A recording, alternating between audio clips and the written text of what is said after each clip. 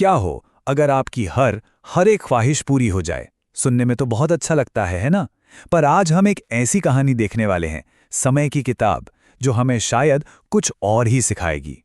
ये कहानी है ख्वाहिशों की, और उससे भी ज्यादा मेहनत की। तो चलिए कहानी की शुरुआत करते हैं। सोचिए, एक बहुत ही घना जंगल है और उसके बिल्कुल बीच में एक छोटा सा लकड़ी का घर।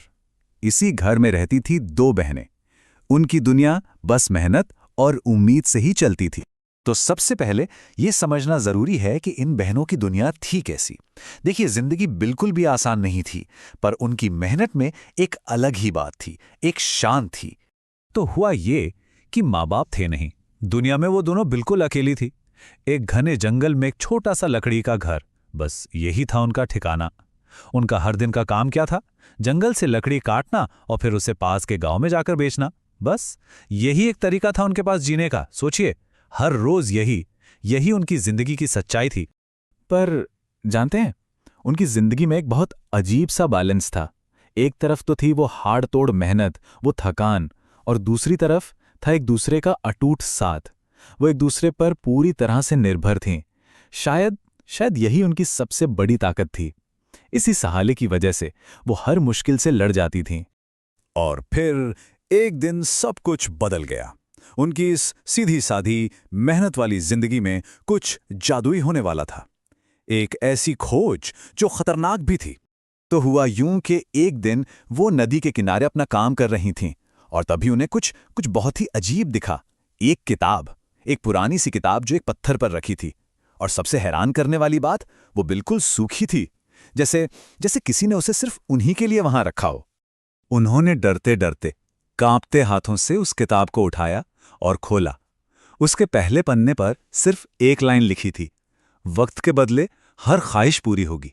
सोचिए, ये एक वादा था या एक चेतावनी? बस इस एक लाइन में दोनों बहनों को दो हिस्सों में बांट दिया। एक बहन थोड़ी सावधान थी, उसे इसमें कोई खतरा महसूस हो रहा था। वो कह रही थी, नहीं, हमें अपने काम पर ध्यान देना चाहिए। पर दूसरी बहन, उसे इसमें उम्मीद की एक किरण दिखी।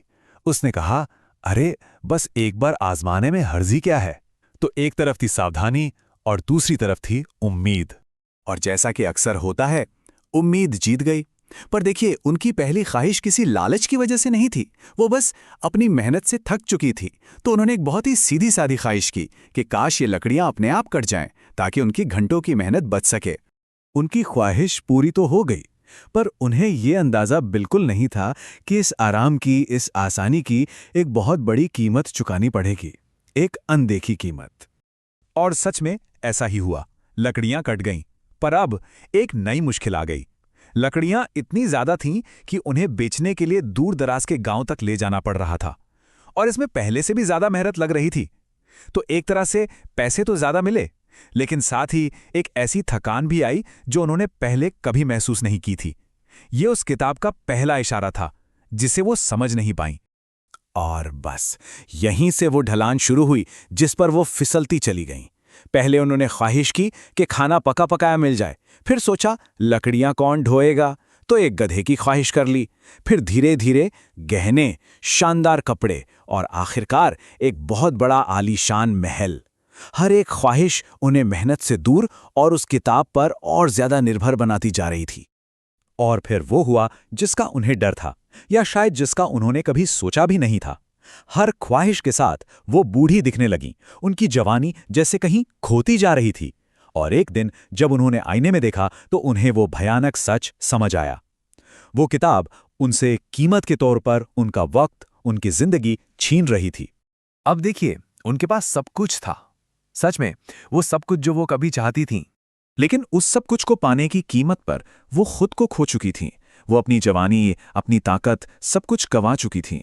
और उस महल में, उस दौलत के बीच उन्हें आखिरकार अपनी गलती का एहसास हुआ। अब कहानी अपने सबसे जरूरी मोड़ पर आ गई थी, जहां उन्हें एक आखिरी सबक सीखना था। उन्हें समझ आ गया था, ये सब इसलिए नहीं हुआ कि उन्होंने ख्वाहिशें की, बल्कि इसलिए हुआ क्योंकि उन्होंने मेहनत करना छोड़ दिया था। और पछतावे से भरी वो दोनों बहनें उस किताब को लेकर वापस उसी नदी के किनारे गईं और उसे पानी में फेंक दिया। उन्होंने उस जादू की ताकत को ठुकरा दिया। और जानते हैं क्या हुआ?